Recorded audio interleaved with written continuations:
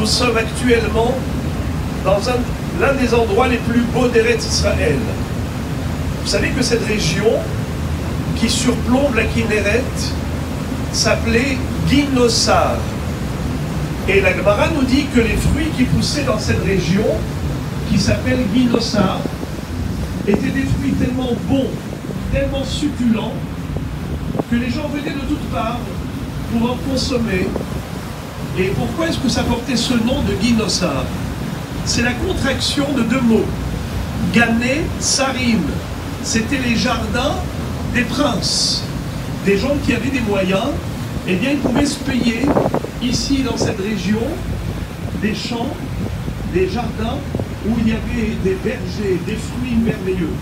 Écoutez le descriptif de la Gemara, c'est à peine compréhensible.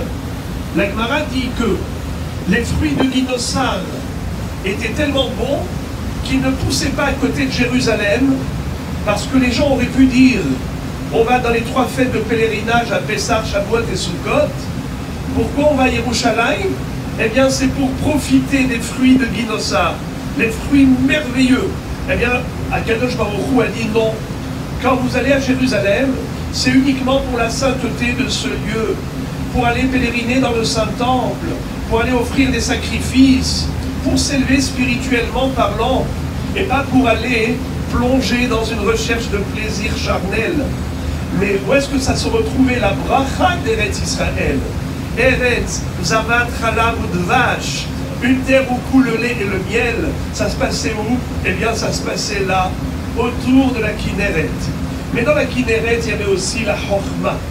Vous savez que, nous dit le Midrash Rabbah, que le Be'er Miriam, après les 40 ans de la traversée du désert, où est-ce qu'il se retrouve, le puits de Myriam? Eh bien, il est au centre de Yam Kinneret. Le Harizal Akadosh, lorsqu'il a voulu que son élève, Rabbi Chaim Vital, puisse comprendre tous les secrets de la Torah qu'il lui enseignait, toute la Kabbalah, toute l'explication du Zohar que le Hari a enseigné à son élève Rabbi Chaim Vital, il ne l'a fait qu'après que cet élève, il l'a amené ici, près du Carmel, près de Yam Kinneret, et il lui a donné à boire du Be'er Miriam. D'ailleurs, Motsai Shabbat, le puits de Myriam, va tourner dans tous les fleuves. C'est pour cela qu'on a l'habitude de boire de l'eau nouvelle. On ouvre le robinet et on va boire un verre de thé Motsai Shabbat, parce qu'on se dit peut-être qu'on aura droit à l'eau du puits de Myriam, qui, le Motsai Shabbat, fait le tour de tous les fleuves. Eh bien, dans ce Be'er Miriam, il y a une ségoula, pas seulement pour devenir Hacham, comme l'est devenu l'élève du Harizal, mais aussi pour la Refoua, pour guérir. Il y avait quelqu'un qui, sans le savoir, avait puisé de l'eau dans sa cruche, dans le Yam Kinneret, et sans le savoir, il est tombé sur le puits de Myriam.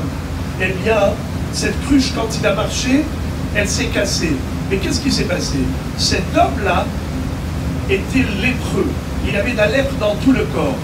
Là où l'eau a giclé, tous les endroits du corps qui ont été atteints de ces gouttes d'eau ont guéri.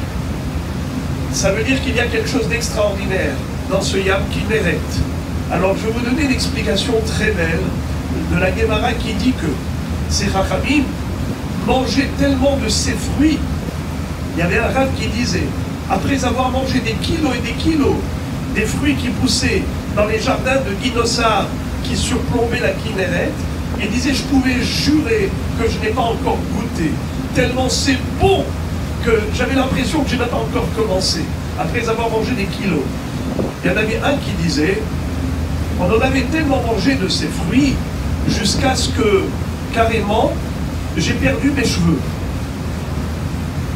Il y en a un qui a dit que on était en transe après avoir mangé de ces fruits, que même la mouche pouvait glisser sur cette sueur. Et il y en a un qui disait, carrément, Rish Lakish, il a perdu la raison à force d'en manger. Qu'est-ce que c'est que ça? Eh bien, écoutez une belle explication. C'est que les fruits d'Eretz Israël recèlent en eux une kedusha. On dit les echol mi piria, velisboa mituva. On va manger des fruits d'Eretz Israël, on va se rassasier. Quoi, c'est cela notre aspiration, juste la réussite matérielle dans notre vie? C'est plus que ça, notre volonté, notre ambition. C'est que les fruits d'Eretz Israël, eh bien, en effet, incarnent une dimension de sainteté. Et lorsqu'on mange des fruits d'Eretz Israël, on va intégrer cette Kedusha. On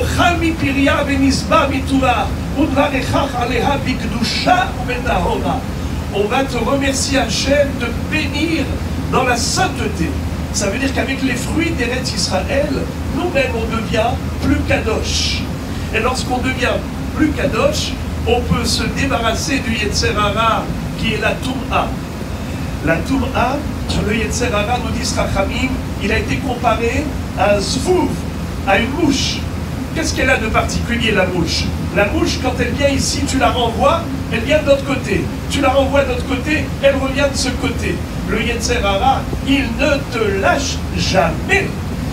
À chaque fois que tu te débarrasses de lui, eh bien le lendemain matin, il arrive avec un nouveau visage, un nouveau masque, un nouveau déguisement.